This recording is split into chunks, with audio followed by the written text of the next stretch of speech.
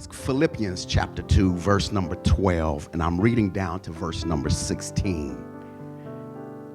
Therefore, my beloved, as you have always obeyed, not as in my presence only, but now much more in my absence, work out your own salvation with fear and trembling. For it is God who works in you both to will and to do for his good pleasure. Do all things without complaining and disputing, that you may become blameless and harmless, children of God without fault in the midst of a crooked and perverse generation, among whom you shine as lights in the world, holding fast the word of life, so that I may rejoice in the day of Christ, that I have not run in vain or labored in vain. This series, starting today, is not my will, but I will. Not my will, but I will. You may be seated in the presence of the Lord. As this series will prove to be some very strong and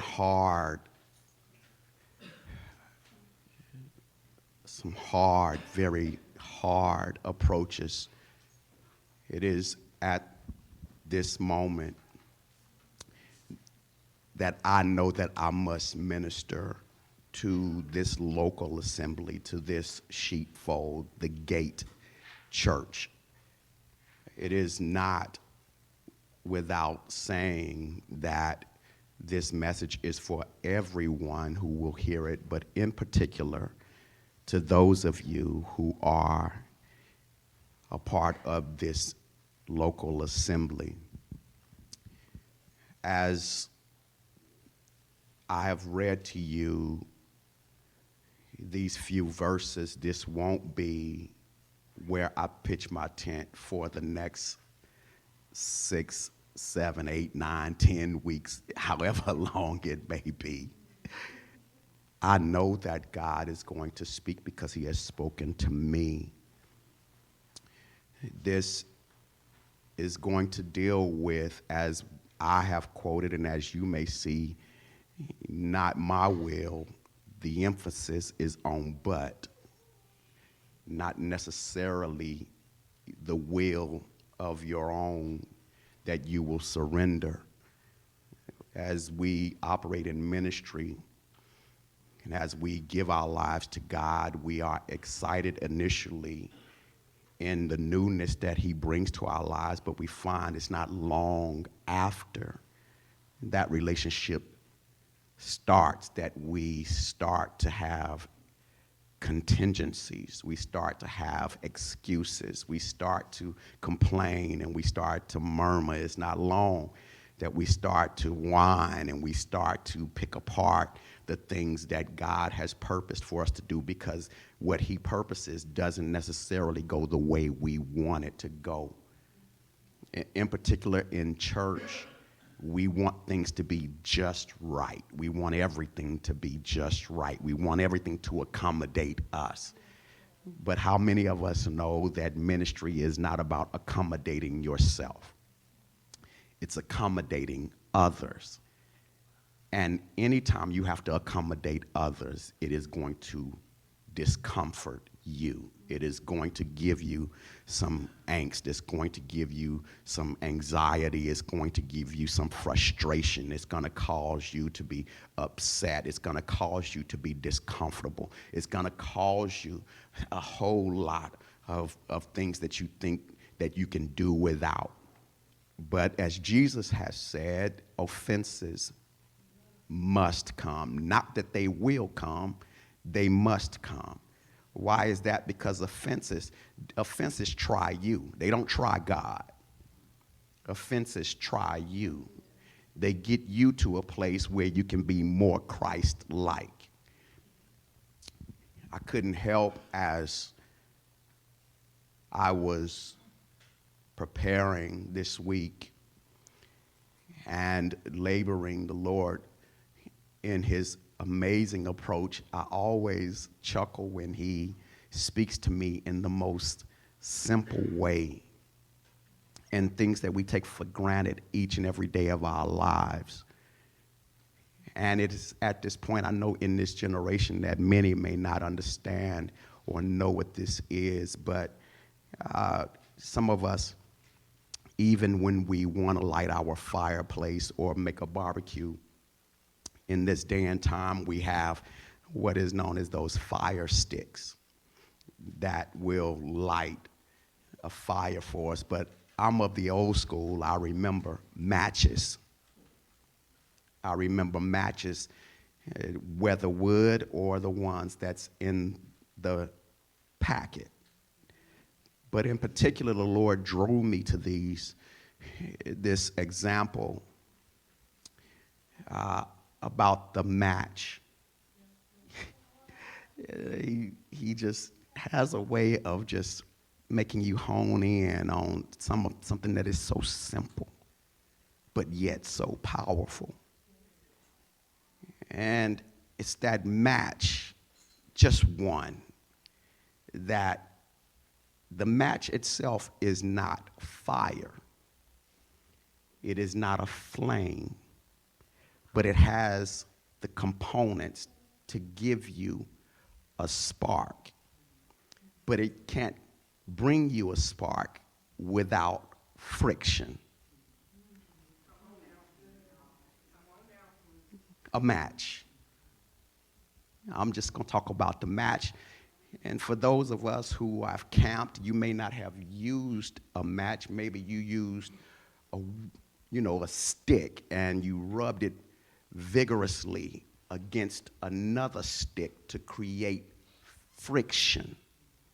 Maybe you didn't do that. Maybe you got two rocks and you struck them together in order to create a spark.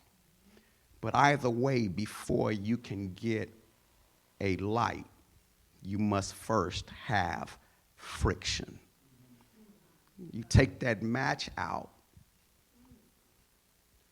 That match, just one. Though in that book of matches, there's a bunch of matches, but there's only one, and you take it and you strike it on a rough surface.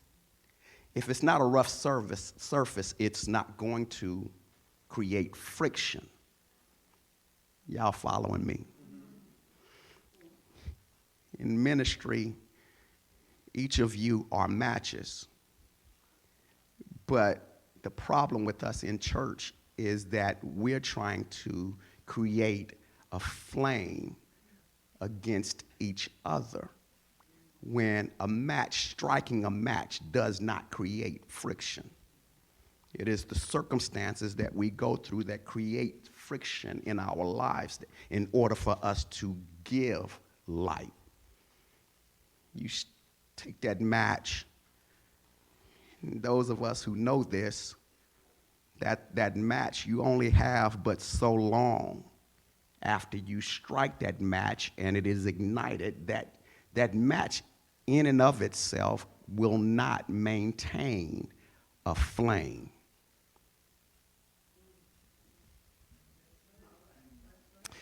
You strike that match and it lights up, you have but so long, because the flame is attached to a wooden stick or a piece of paper, and it is burning really fast, saying that it needs something else to connect to in order to maintain light.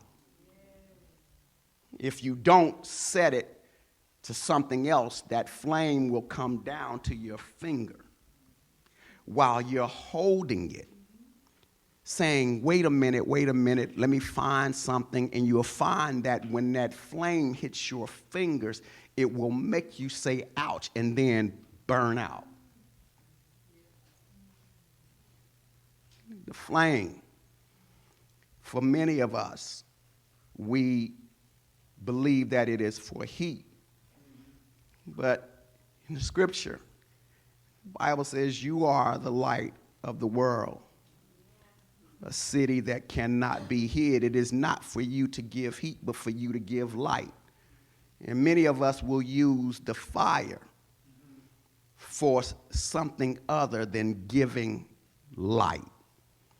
In order for that fire to have a sustaining radiance, it must have, again, something to burn. It must, be put next to something that is going to be a source of light. It is something to burn. But it doesn't just need something to burn, but it also needs, in order for it to become illuminated, it needs oxygen. A fire needs friction, it needs fuel, and it needs oxygen for strength. We're finding that in church that all of us have a flame, but we're finding that those of us who are in church are trying to pair up with other matches. I've never seen someone strike a match and someone else strike a match, and then they get together and put both of their matches together. Oh, no, I know you're thinking now. What sense would it make if I strike my match and you strike yours and we put ours together, but we don't light nothing else on fire? In the body of Christ, we're so used to coming together and we're getting comfortable, but we all get our light, but we don't take our light out to those that can combust by our igniting them. We stay among each other and we strike our matches and we sit up and we try to make our flames bigger, but you've never seen two matches do a big flame. The flame gets bigger when it's something else that's not on fire.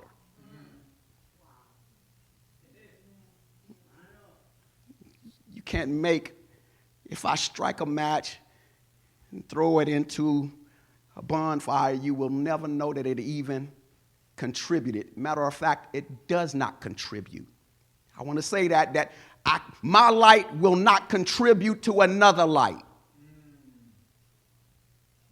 My light is supposed to be in a dark place to be effective.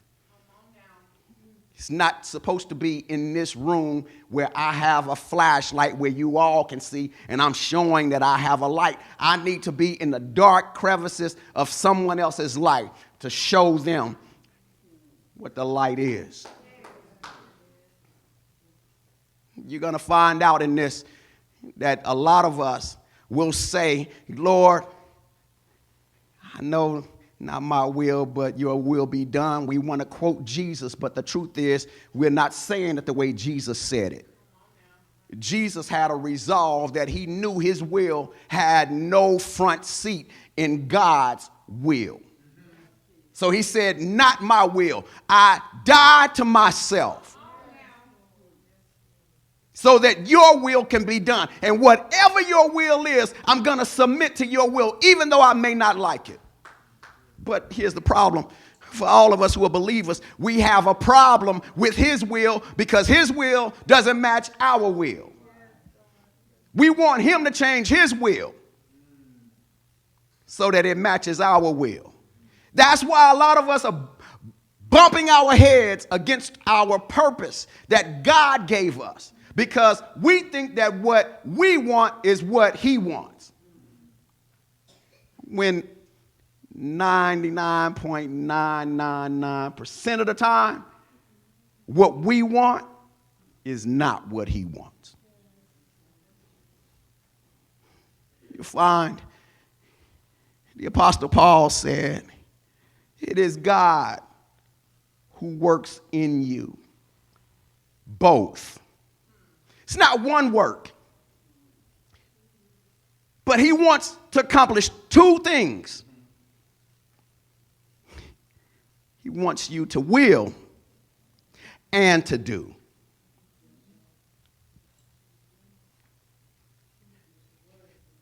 wants you to will and to do. I've shared this before, and I want y'all to get the gist of this, because I don't think I could ever repeat this more than enough, that when the Lord called me to this, I didn't want it. I fought it. And I knew I had nowhere to go. I had no left or right that I could turn in order to avoid what God purposed for me. And I would cry, and I would moan, and I would murmur, and I would complain, and I would beg and plead, and God still wasn't budging. And I remember talking to my wife and saying, I don't want to do it. I don't want to do this. I don't want to do this. And eventually I would relent, and I would give in. I would say, not my will,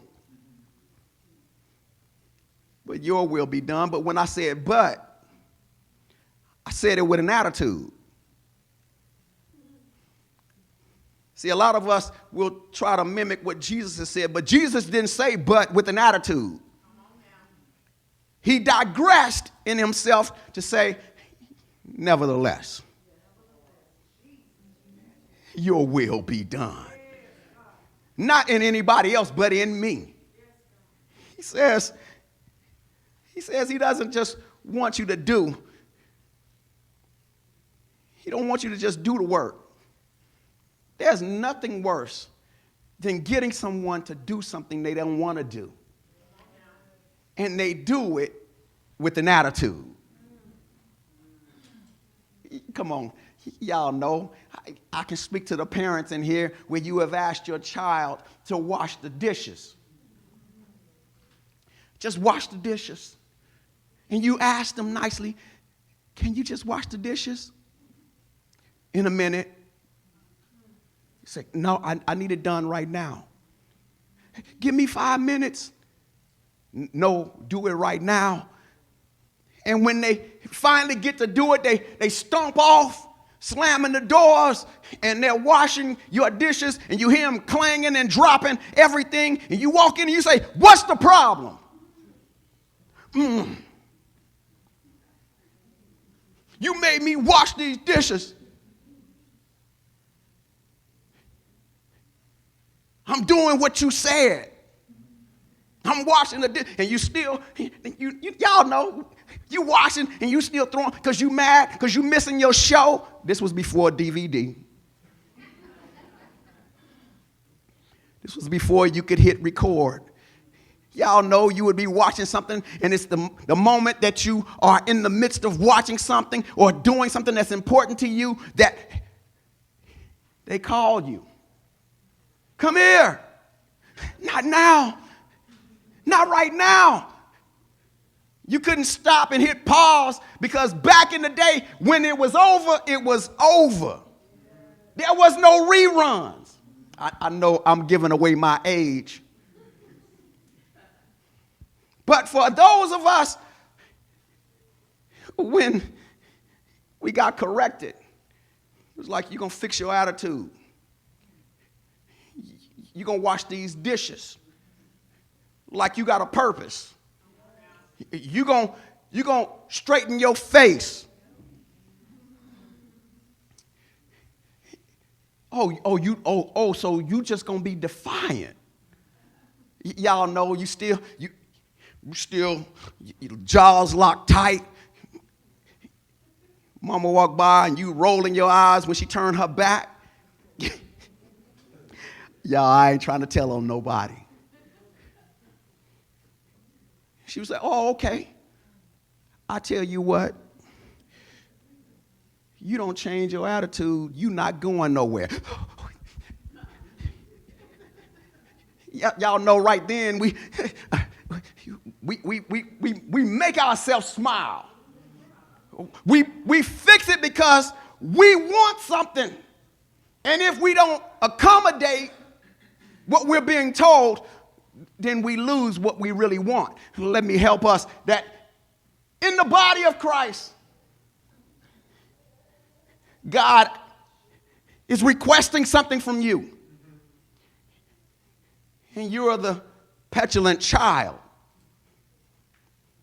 If it don't happen when you want it to, or you don't get you don't get it when you want it. Or he interrupts you in the midst of your journey. Life is going good for you, and God is like, in the midst of things going so well, I want you to put that down, and I want you to come after me with all you. Not now, God, I'm busy. This is the best time of my life. They just sang it. Said, this will be the best day of your life. The devil will tell you this is going to be the best day. Don't let nothing take you off course. I like that song. My wife was like, at first she couldn't understand. She was like, honey, the best day of your life. I don't get it. I said, because every day that you wake up is supposed to be the best day of your life, because you don't know if you're going to live tomorrow. So today when I wake up is the best day of my life. And some of us wake up, I hate this day. I can't stand it. I got to go to work. I got to do. You start doing all that, and God is like, I need you to fix your face, because you're about to encounter my purpose for your life on today. And you're going to find out that many of us will be that child that will stand and neglect the chores and be upset because we think we got something better to do. But we want God to relent. He said it's not just to will, but to do. And some of us will do it, but think that that is the reward that God is going to give us. Many of us are going to miss what God has, not because we didn't do what he told us. It's how we did what he told us. Some of us, oh yeah, when you have to account to him, he's going to say, remember when I told you to do this? You're going to be, yes, I remember. He said, I don't like the way you did that. Yeah, I told you to go by and give such and such a ride, and you gave them a ride, and you had an attitude because they disrupted your day. Oh, yeah, some of us know that our lives have been complaining and murmuring and expected to reap the best reward because we did it. Some of us on our jobs right now are having a problem because you're doing the job, but you're not doing it with the right attitude. The right attitude. It's the right attitude. When you come in to God, you don't understand why God would pick you to do something, but it's like, I just want to know if you're going to do it with the right attitude. No, that's one of those things that I draw back to the match, because the match by itself thinks that it is the most important. But I would submit that the match without friction makes the match least important. It needs something to rub up against in order to spark it. And in church, we want church to be no friction. There's always going to be friction. The one thing about it is friction will start a fire, but friction won't sustain a fire.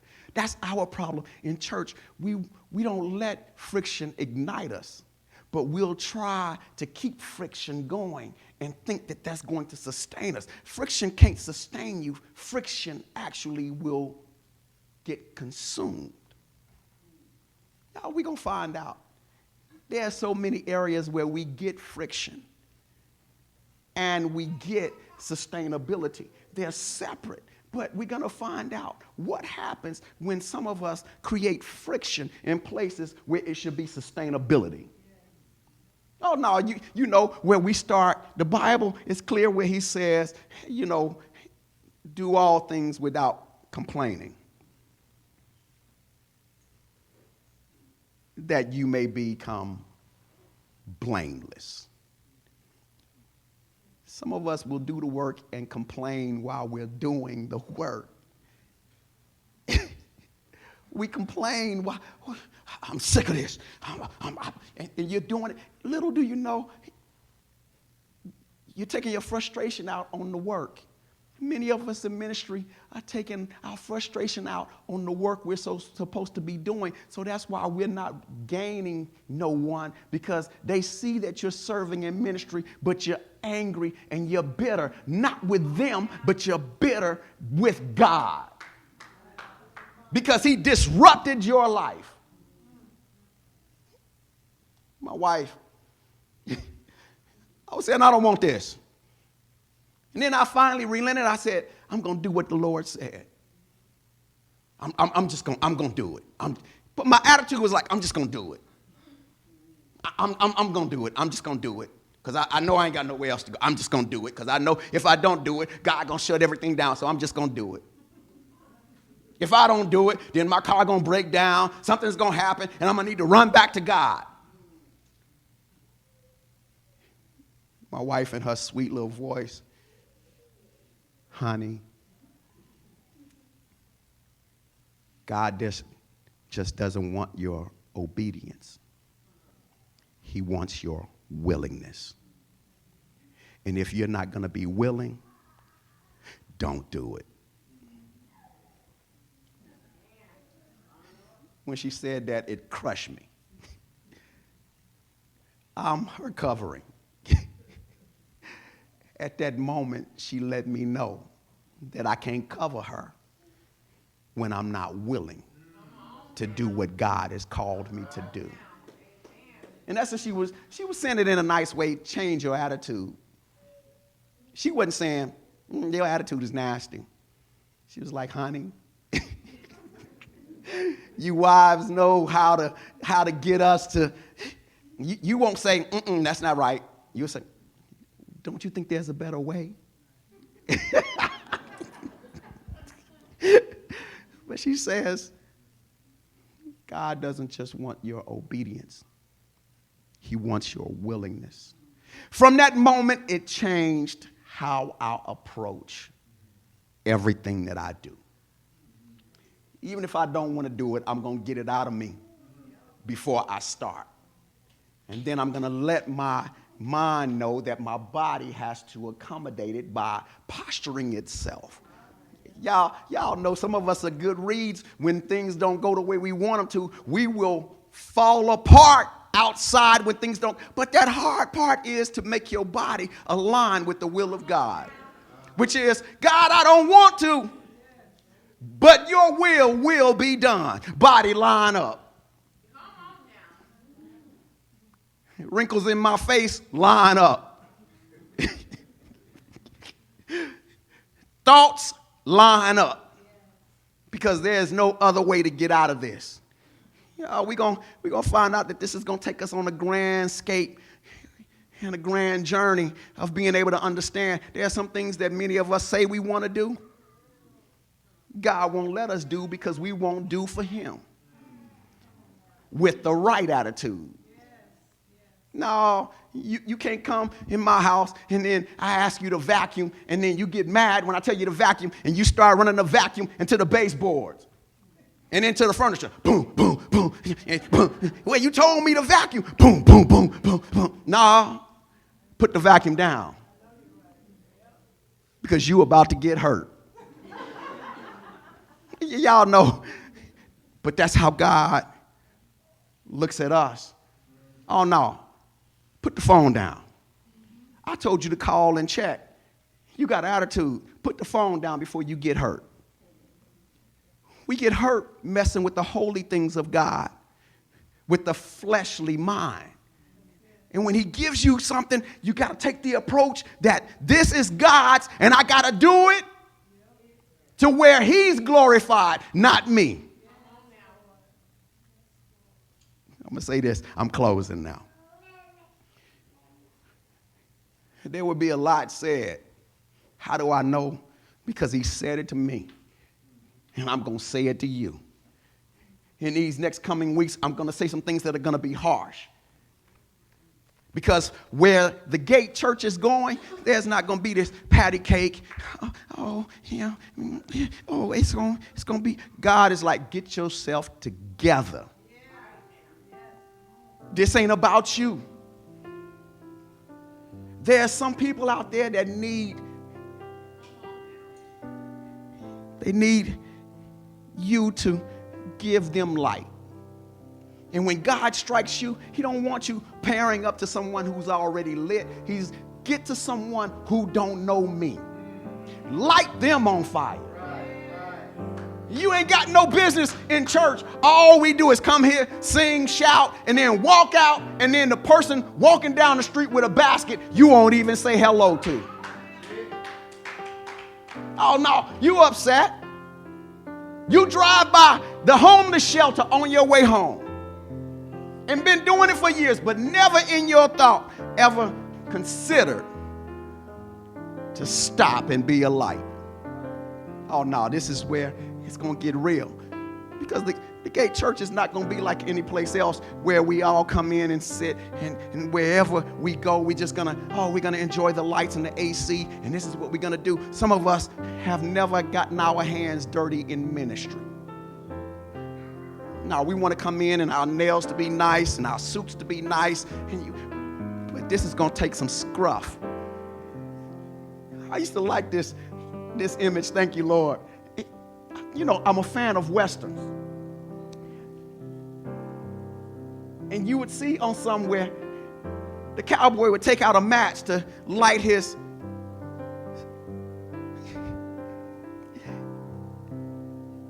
cigarette.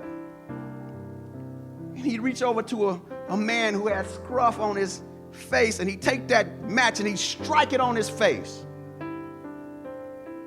There are some things that's not going to seem fair to you, not going to seem kind to you, but there are some things God is going to use to strike right off of you. Oh no, you don't want it to be abrasive to you, but there's some things that's not going to feel so good when it rubs up against you, but it's for his glory. It's the will and to do. Like this, I'm going to close. It says, for his good pleasure, not yours. It's for his good pleasure. And in church, we always think that everything is about us. I think that it's always about the way that I feel. It's always the way that I think. It's always the way that I believe. It's always what I believe is on my agenda. It's not. Everything is everything when it comes to his agenda. It's always about him. Remind yourself that wherever you purpose to be, it's got to be where he purposes for you to be.